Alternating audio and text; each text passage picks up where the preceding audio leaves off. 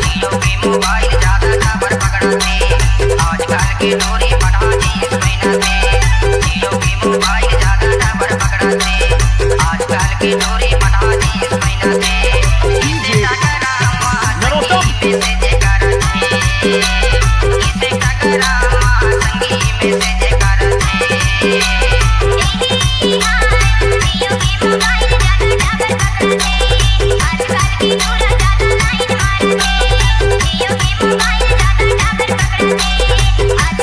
डोरी